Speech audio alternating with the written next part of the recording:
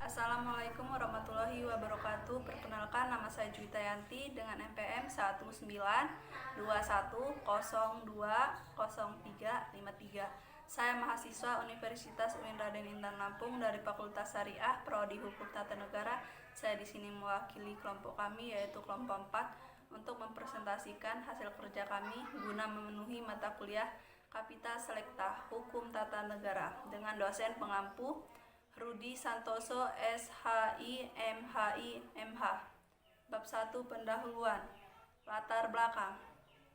Negara sebagai organisasi tertinggi di antara satu kelompok masyarakat yang memiliki cita-cita bersatu, hidup di daerah tertentu, dan mempunyai pemerintahan yang berdaulat, didefinisikan pula oleh Roger dengan alat agensi atau wewenang yang mengatur persoalan-persoalan bersama atas nama rakyat. Maka bernegara dengan baik menjadi sangat urgen bagi setiap warga negara. Bab 2, pembahasan. A. Bentuk dan susunan negara. 1. Bentuk negara republik. Dalam literal, hukum dan politik yang biasa disebut sebagai bentuk-bentuk negara atau standpoormen, itu menyangkut pilihan antara kerajaan, monarki, atau republik. Namun, dalam sejarah dikenal pula adanya bentuk lain seperti khalifah dan kaisaran. Namun, di zaman sekarang pada umumnya dipahami bahwa pengertian bentuk negara standpoormen itu berkaitan dengan dua pilihan, yaitu bentuk kerajaan, monarki, atau bentuk republik. Dalam monarki, pengangkatan kepala negara dilakukan melalui garis keturunan atau hubungan darah, sedangkan dalam republik tidak didasarkan atas pertalian atau hubungan darah. 2. Susunan negara kesatuan. Negara Republik Indonesia berdasarkan Undang-Undang Dasar 1945 adalah negara dengan susunan organisasinya berbentuk negara kesatuan. Di dunia sekarang dibedakan adanya 4 macam susunan organisasi negara, yaitu 1. Negara kesatuan, 2. Negara serikat atau federal, 3. Negara konfederasi, 4. Negara superstruktural. Yang pertama adalah negara kesatuan, di mana kekuasaan negara terbagi antara pemerintah pusat dan pemerintah daerah. B. Bentuk negara dan bentuk pemerintahan Indonesia.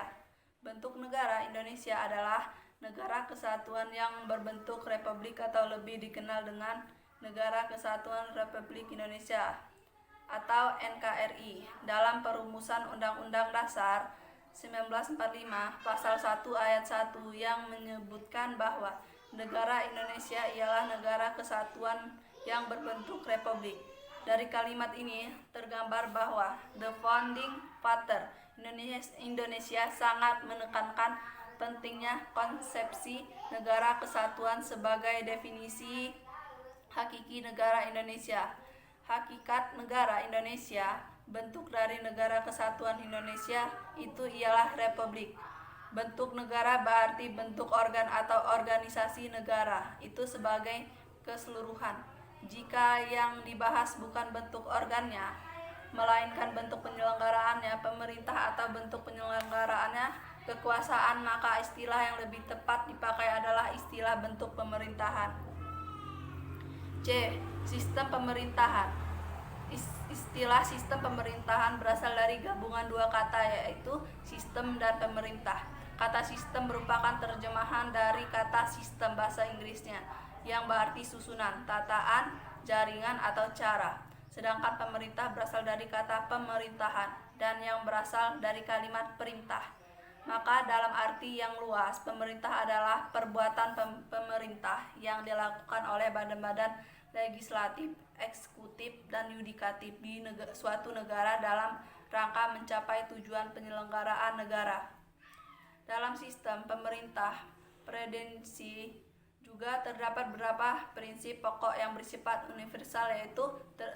Terdapat pemisah kekuasaan yang jelas antara cabang kekuasaan eksekutif dan legislatif.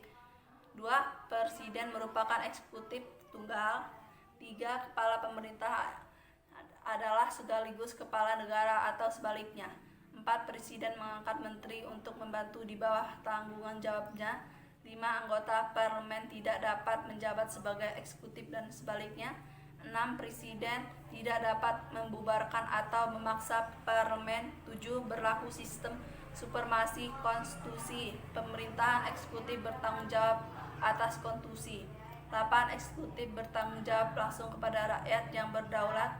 9. Kekuasaan tersebar secara tidak terputus sebagai dalam sistem parlementer yang terpusat dalam parlemen.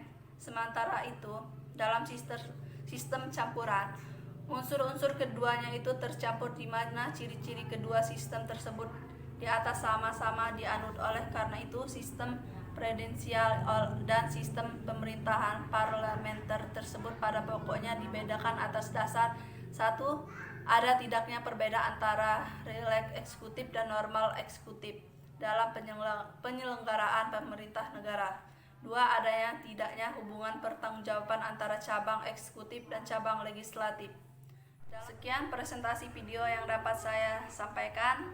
Lebih kurangnya saya mohon dimaafkan. Saya akhiri. Wassalamualaikum warahmatullahi wabarakatuh.